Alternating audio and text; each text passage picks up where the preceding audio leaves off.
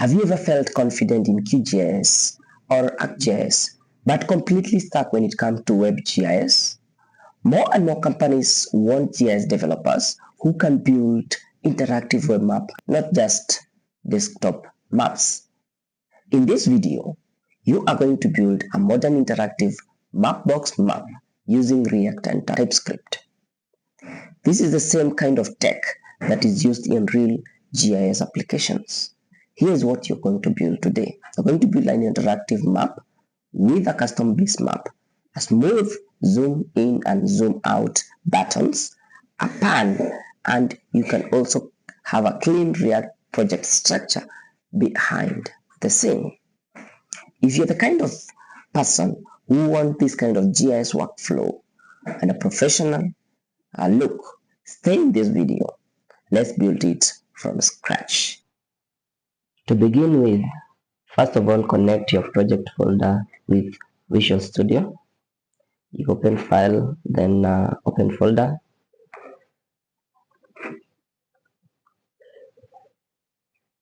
The next thing, you need to open Terminal.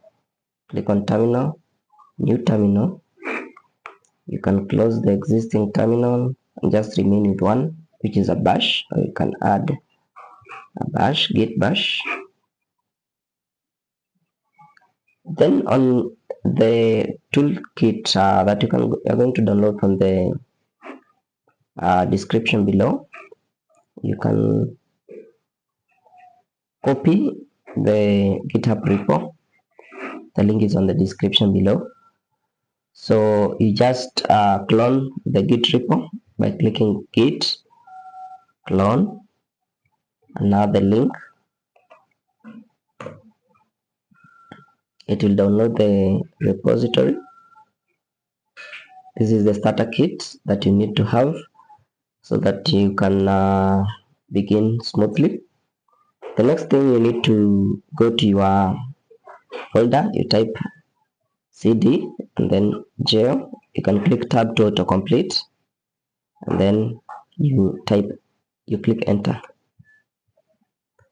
Then you need to install the required dependencies by typing npm install.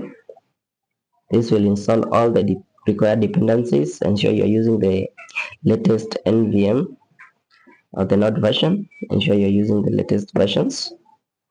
So after it you have just completed installing all the required dependency, you type npm run dev. Then it will open for you a link. This is the localhost. You can just click on it. It will open the file inside Visual Studio. So if you open the Intelligence Starter Kit, you'll see the different folder structure. So we have the SRC, having the assets, the components, the data. And the data is the sample data that we have here. You can just add it, or we'll just add it later. But one of the important things that you need to update on this file is your Mapbox token. So you can find the Mapbox tokens by going to Mapbox. You can just type Mapbox. Then this is Mapbox. Open Mapbox. If you don't have an account, you click you sign up or log in. So I have an account which is already logged in. That's why you can see it say go to account. Click to go to account, and then when you open your account, on the account overview, you'll see tokens here. So you copy this token and then you come and paste it on this .env file. You just add it here, and then you can just go to app.tsx, and then you click Ctrl S to save. Then you can check your local host. It is updated, and you can see you can zoom in, zoom out, you can zoom in, zoom out, zoom out. You can turn on the layer, turn on and turn off. You can pan as you wish, And you can also open this localhost file. You can just copy it, then go to your preferred browser like this one, then you paste it there, and then it will run. You'll have it on your browser.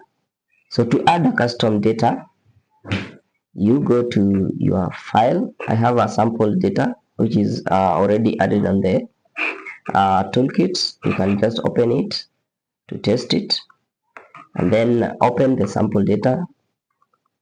So you can just open, like for example, you have Ebola data. This is Ebola data. You can copy this .json file, and then you just drag it to the data folder. Just ensure it is on the data folder, and then that is it. You can just open, you save it, just click Ctrl S, and then you'll see it is updated on your file. So let's go to the components, and then map container, then you save. Then if you go back to your browser and refresh it, you'll see the Ebola data being updated. So this is the Ebola data settlement data from the humanitarian data exchange. So you can find it there. You have the different settlements where Ebola outbreak is appearing. So let's review this code. So on the assets, this is where you're going to add all your images, the assets required for the project. And then the components, these are the different components that you have on our map. And one of those components is the GeoJSON component, like how we're going to load the GeoJSON files.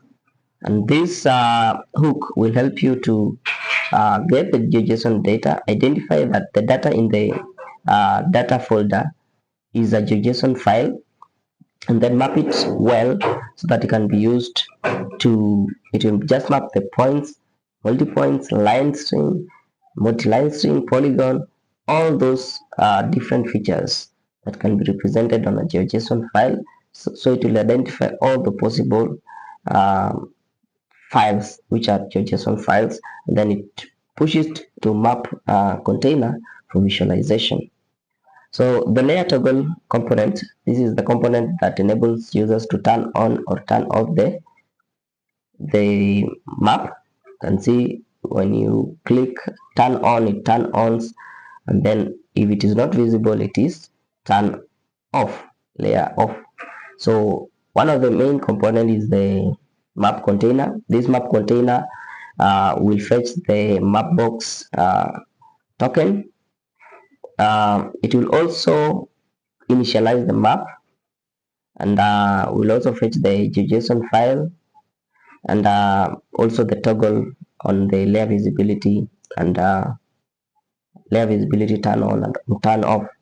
So we are using the React Mapbox GL, the React Map GL library, so that we install, we add the map to our map application. So just use map, then the reference of the map which initialized here, and then the token, the Mapbox token, and then the initial view state. So we want it to be centered at this latitude and longitude, and the zoom level, and then the Mapbox style and the width and height of the style based on the 100% of the parent div.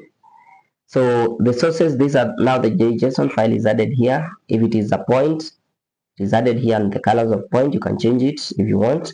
And then if it is a line, it is added as a line. So if a JSON is a line string or a multi-line string, it will be added with this color and the line width.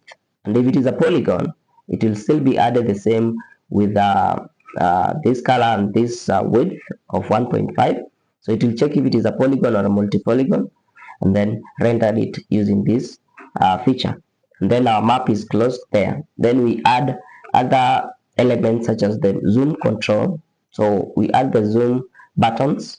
These are added here with this div, and you can see the custom Mapbox controls is aligned to the left. You can change it to the left or to the right, or to the right depending on your preferences. And then we have the toggle button, which we want to turn the layer on and off. And finally, we have to ensure that we give our application the logic on how we identify this is a GeoJSON, to add the GeoJSON file to applications, and so on. So one of the important things that you need to know or you need to do is just to update your data here. Ensure it is a valid GeoJSON file, and then add it here, and you update your Mapbox token, and then you can just visualize the map and update from here. If you're interested in GIS web applications, kindly download the starter kit that is in the description below. In the starter kit, you will get GIS developer roadmap. You will also get the GIS learning resources and GIS API endpoints that you're going to use in your developer journey so that you can have a smooth transition from a beginner to an expert. If you find this video helpful, kindly subscribe, hit the notification bell so that you can be notified whenever we upload a new video. Thank you and see you in the next video.